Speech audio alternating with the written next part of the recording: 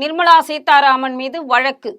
தேர்தல் பத்திர மோசடி புகாரில் பெங்களூர் நீதிமன்றம் அதிரடி.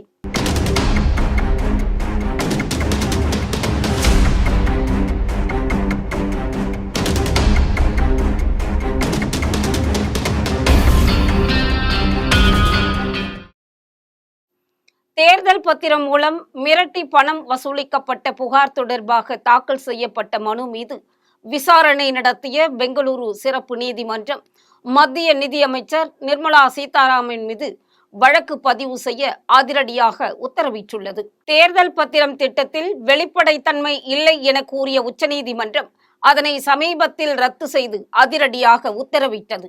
மேலும் தேர்தல் பத்திரம் அறிமுகம் செய்யப்பட்டது முதல் ஒவ்வொரு ஆண்டும் எந்தெந்த கட்சிகளுக்கு எந்தெந்த நபர்கள் மற்றும் நிறுவனங்கள் நன்கொடை வழங்கினர் என்ற விவரத்தை வெளியிட அதிரடியாக உத்தரவிட்டது உச்சநீதிமன்றம். அதோடு தேர்தல் பத்திரம் முறைக்கு தடை விதித்தும் தீர்ப்பளித்தது உச்சநீதிமன்றம். இத்தகைய சூழலில்தான் தேர்தல் பத்திரம் மூலம் பாஜகவினர் முறைகேடு செய்துள்ளனர், அச்சுறுத்தி பணம் வசூல் செய்துள்ளனர் என்ற குற்றச்சாட்டு எழுந்தது. மத்திய விசாரணை அமைப்புகளை வைத்து மத்திய அரசு மிரட்டி பாஜகவிற்கு தேர்தல் பத்திரம் மூலம் பணத்தை நன்கொடை பெற்றதாக எதிர்க்கட்சிகள் குற்றம் சாட்டி இருந்தன. இந்த நிலையில்தான் தேர்தல் பத்திரம் முறைகேடு, மிரட்டி பணம் பறித்ததாக பாஜக தலைவர்களுக்கு எதிராக பெங்களூரு சிறப்பு நீதிமன்றத்தில் வழக்கு தொடரப்பட்டது. தேர்தல் பத்திரம் நடைமுறைப்படுத்த மத்திய நிதி அமைச்சகம்தான் முக்கிய காரணம்.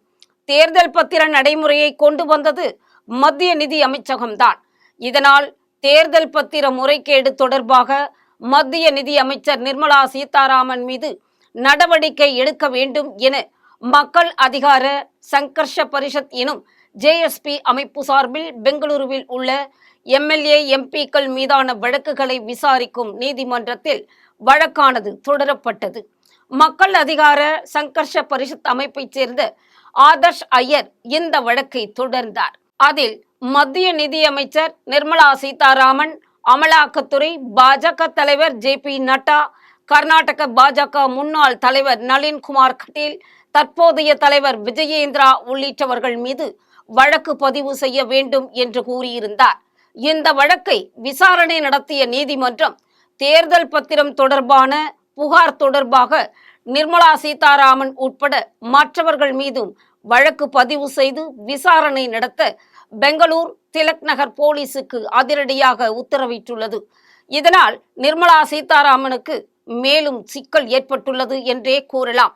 மேலும் இந்த வழக்கு விசாரணையை வரும் அக்டோபர் 10ஆம் தேதிக்கு நீதிமன்றம் ஒத்திவைத்து உத்தரவிட்டது. தேர்தல் பத்திரம் என்றால் என்ன, அதனுடைய வழிமுறைகள், நடைமுறைகள் என்ன என்பது பற்றி பார்ப்போம். தேர்தல் பத்திரம் என்பது ஸ்டேட் பேங்க் ஆஃப் இந்தியாவின் தேர்ந்தெடுக்கப்பட்ட கிளைகளிலிருந்து இந்தியாவில் இணைக்கப்பட்ட எந்த ஒரு இந்திய குடிமகனும் அல்லது நிறுவனமும் வாங்கக்கூடிய உறுதிமொழி நோட்டு போன்றது.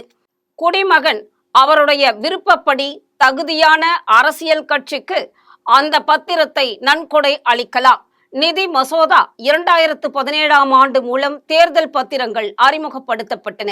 ஜனவரி 29, 2018 அன்று நரேந்திர மோடி தலைமையிலான தேசிய ஜனநாயக கூட்டணி அரசாங்கம் தேர்தல் பத்திர திட்டத்தை அறிவித்தது. தேர்தல் பத்திரங்களை பயன்படுத்துவது மிகவும் எளிது. பத்திரங்கள் 1000 ரூபாய் முதல் 1 கோடி வரை வழங்கப்படும். இவை SBIயின் சில கிளைகளில் கிடைக்கும். ஒரு நன்கொடையாளர் பத்திரங்களை வாங்கலாம் மற்றும் பின்னர் அவற்றை கட்சி அல்லது தனி நபருக்கு அவர்கள் விருப்பப்பட்டவருக்கு நன்கொடையாக வழங்கலாம். இப்போது பெறுநர் கட்சியின் சரிபார்க்கப்பட்ட கணக்கு மூலம் பத்திரங்களை பணமாக்கலாம். தேர்தல் பத்திரம் 15 நாட்களுக்கு மட்டுமே செல்லுபடியாகும். குறிப்பிடப்பட்ட 29 SBI கிளைகள் புதுடில்லி, காந்திநகர், சண்டிகர், பெங்களூர், போபால், மும்பை, ஜெய்ப்பூர், லக்னோ, சென்னை, கொல்கத்தா மற்றும் கவுஹாத்தி போன்ற நகரங்களில் உள்ளன. ஒவ்வொரு காலாண்டின் தொடக்கத்திலும் 10 நாட்களுக்கு தேர்தல் பத்திரங்கள் வாங்குவதற்கு கிடைக்கும். ஜனவரி, ஏப்ரல், ஜூலை மற்றும் அக்டோபர் மாதங்களின் முதல் 10 நாட்கள் தேர்தல் பத்திரங்களை வாங்குவதற்கு அரசாங்கத்தால் அனுமதி வழங்கப்பட்டிருந்தது. லோக்சபா தேர்தல் நடக்கும் ஆண்டில் கூடுதலாக 30 நாட்கள் கால அவகாசம் அரசால் நிர்ணயிக்கப்பட்டது. மக்கள் பிரதிநிதித்துவ சட்டம் 1951 பிரிவு 29A கீழ் பதிவு செய்யப்பட்ட எந்த ஒரு கட்சியும் சமீபத்திய பொது தேர்தல்கள் அல்லது சட்டமன்ற தேர்தல்களில் பதிவான வாக்குகளில் குறைந்தது 1% பெற்றிருந்தால் தேர்தல் பத்திரங்களை பெற அவை தகுதியுடையவை. கட்சிக்கு இந்திய தேர்தல் ஆணையத்தால் சரிபார்க்கப்பட்ட கணக்கு ஒதுக்கப்படும். மேலும் தேர்தல் பத்திர பரிவர்த்தனைகளை இந்த கணக்கு மூலம் மட்டுமே செய்ய முடியும். இரண்டாவது, தேர்தல் பத்திரங்களில் நன்கொடையாளரின் பெயர் இருக்காது. இதனால் நன்கொடையாளரின் அடையாளம் அரசியல் கட்சிக்கு தெரியாமல் இருக்கலாம். பிப்ரவரி 2017 அப்போதைய நிதியமைச்சர் அருண் ஜெட்லி நன்கொடைகளுக்கு வரி விலக்கு அளிக்கப்படும் என்று அறிவித்தார். நரேந்திர மோடி தலைமையிலான அரசாங்கத்தின் கூற்றுப்படி நன்கொடையாளர் விவரங்களை பொதுமக்களுக்கு வெளிப்படுத்தாமல் ஒரு கட்சிக்கு வழங்கப்படும் அனைத்து நன்கொடைகளும் இருப்பு நிலை குறிப்புகளில் கணக்கிடப்படுவதை உறுதி செய்வதற்காக தேர்தல் பத்திரங்கள் அறிமுகப்படுத்தப்பட்டன. தேர்தலுக்கு நிதியளிக்க கருப்பு பணத்தை பயன்படுத்துவதை தேர்தல் பத்திரங்கள் கண்காணிக்கும் என்று அரசாங்கமே கூறியது. தேர்தல் பத்திரங்கள் இல்லாத நிலையில் நன்கொடையாளர்கள் தங்கள் வணிகங்களிலிருந்து பணத்தை மோசடி செய்து பின்னர் பணமாக நன்கொடை அளிப்பதை தவிர வேறு வழியில்லை என்று அரசாங்கம் தெரிவித்துள்ளது.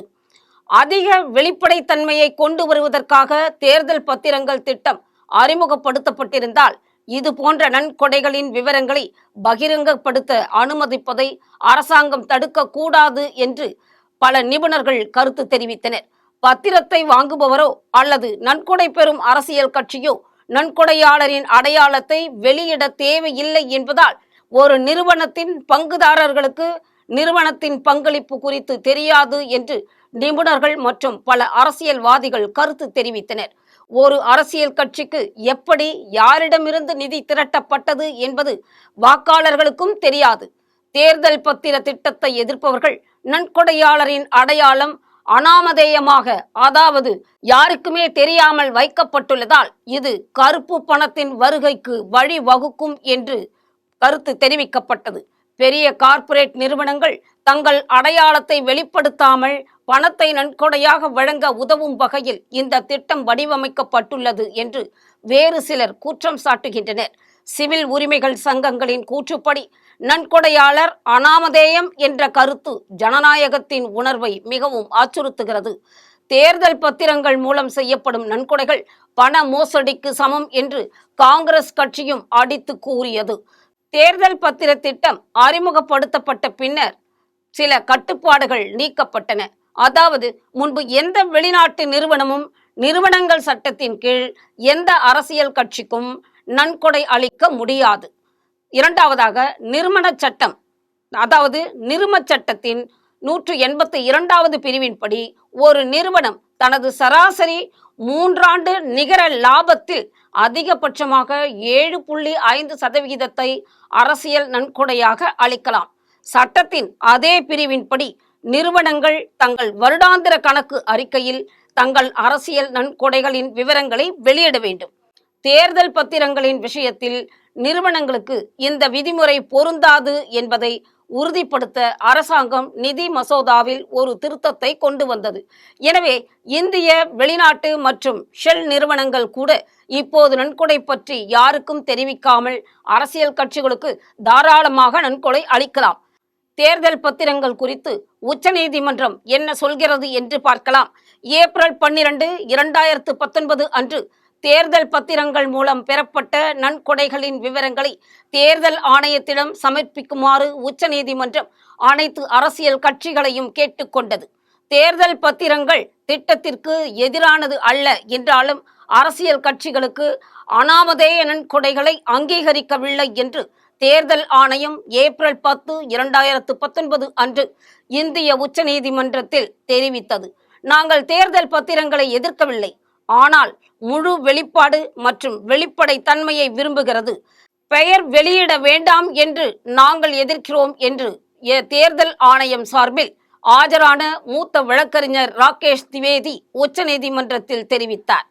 உச்சநீதிமன்றத்தில் தேர்தல் பத்திரங்களின் செல்லுபடியை சவால் செய்யும் மனுக்கள் மீதான விசாரணையின் போது வாக்கெடுப்பு குழுவின் சமர்ப்பிப்புகள் வந்தன. தேர்தல் பத்திரங்கள் திட்டத்தில் இந்திய ரிசர்வ் வங்கியானது நவம்பர் 18, 2019 அன்று ஹப் போஸ்ட் ஆஃப் இந்தியா வெளியிட்ட ஒரு கட்டுரையின்படி ரிசர்வ் வங்கி இந்த திட்டத்தை விமர்சித்தது. இந்த பத்திரங்கள் இந்திய ரூபாய் நோட்டுகள் மீதான நம்பிக்கையை குறை மதிப்பிற்கு உட்படுத்தும் மற்றும் பண மோசடியை ஊக்குவிக்கும் என்று மத்திய வங்கி அரசாங்கத்தை முன்பே எச்சரித்திருந்தது. 2021ஆம் ஆண்டின் தொடக்கத்தில் புதிய சுற்று பத்திர விற்பனையை தொடங்குவதற்கு முன்பு இந்த திட்டத்திற்கு தடை விதிக்க கோரி ஏடிஆர் நீதிமன்றத்தை அணுகியது. இந்த மனுவை தலைமை நீதிபதி SA போப்டே தலைமையிலான அமர்வு நீதிபதிகள் AS போபண்ணா, V ராமசுப்பிரமணியன் ஆகியோர் அடங்கிய அமர்வு கணிசமாக பரிசீலித்தது. 26 மார்ச் 2021 அன்று இந்த திட்டத்தின் பயன்பாட்டிற்கு எந்த தடையும் இல்லை என்று பெஞ்ச் மறுத்தது. வெளிநாட்டு கார்ப்பரேட் நிறுவனங்கள் பத்திரங்களை வாங்கி நாட்டின் தேர்தல் செயல்முறையில் செல்வாக்கு செலுத்த முயற்சிக்க கூடும் என்ற அச்சம் தப்பான புரிதல்.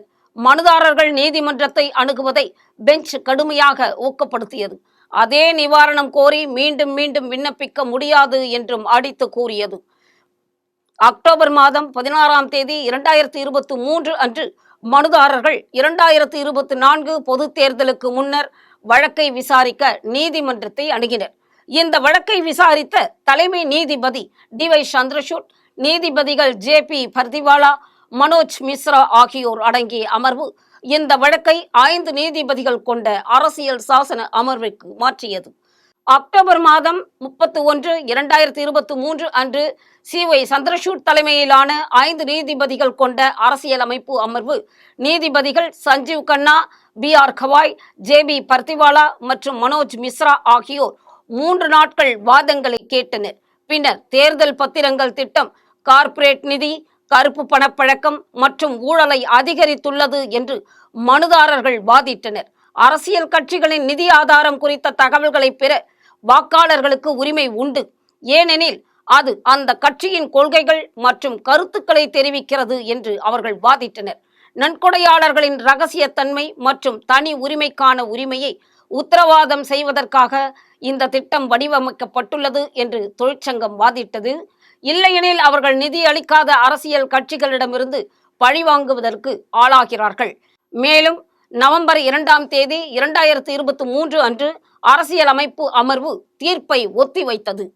பிப்ரவரி 15ஆம் தேதி 2024 அன்று மத்திய அரசின் 2018 தேர்தல் பத்திரங்கள் திட்டத்தை நீதிமன்றம் ஒருமனதாக ரத்து செய்தது. இந்த திட்டம் அரசியலமைப்பின் பிரிவு 19(1)A குறிப்பிட்டுள்ள வாக்காளர்களின் தகவல் பெறும் உரிமையை மீறுவதாக பெஞ்ச் கூறியது. தேர்தல் பத்திரங்களின் விற்பனையை உடனடியாக நிறுத்தவும் நீதிமன்றம் உத்தரவிட்டது. ஏப்ரல் 12, 2019 முதல் இன்று வரை வாங்கப்பட்ட தேர்தல் பத்திரங்களின் விவரங்களை தேர்தல் ஆணையத்திடம் சமர்ப்பிக்குமாறு SBIக்கு உத்தரவிடப்பட்டது உச்சநீதிமன்றம். இதில் வாங்கியவர் மற்றும் பத்திரங்கள் வழங்கப்பட்ட அரசியல் கட்சிகளின் விவரங்கள் இருக்கும். மேலும் SBI பகிர்ந்த தகவல்களை தகவல் கிடைத்த ஒரு வாரத்திற்குள் தனது அதிகாரப்பூர்வ இணையத்தில் வெளியிட வேண்டும் என்று தேர்தல் ஆணையத்திற்கு நீதிமன்றம் உத்தரவிட்டது. பாரதிய ஜனதா கட்சியானது 6986.5 கோடியும், திரிணாமுல் காங்கிரஸ் 1397 கோடியும், காங்கிரஸ் 1334 கோடியும், BRS 1322 கோடி, திமுக 656.5 கோடி, சமாஜ்வாடி 14.05, பிஜு ஜனதா தளம் 944.5 கோடியும் பெற்றுள்ளதாக விவரம் கூறியது. சாண்டியாகோ மார்டின் 639 கோடி தமிழ்நாட்டிற்கு திமுகவிற்கும், மத்திய அரசுக்கு மட்டும் 1334 கோடியும் வழங்கியுள்ளது குறிப்பிடத்தக்கது. மத்திய பாஜக அரசு சார்பில் தேர்தல் பத்திரங்கள் நடைமுறைக்கு கொண்டு வரப்பட்டன. இந்த தேர்தல் பத்திரங்கள் மூலம் கட்சிகளுக்கு நிதி அளிக்கப்பட்டது. சட்டவிரோதமாக கட்சிகளுக்கு கருப்பு பணத்தை நன்கொடையாக வழங்கும் முறையை ஒழிக்கும் வகையில் இந்த புதிய நடவடிக்கையை மத்திய அரசு கொண்டு வந்துள்ளது. அதன் தொடர்ச்சியாகத்தான் மத்திய நிதி அமைச்சர் நிர்மலா சீதாராமன் மீதும் தற்பொழுது வழக்கு பதிவு செய்யப்பட்டுள்ளது என்பதும் குறிப்பிடத்தக்கது.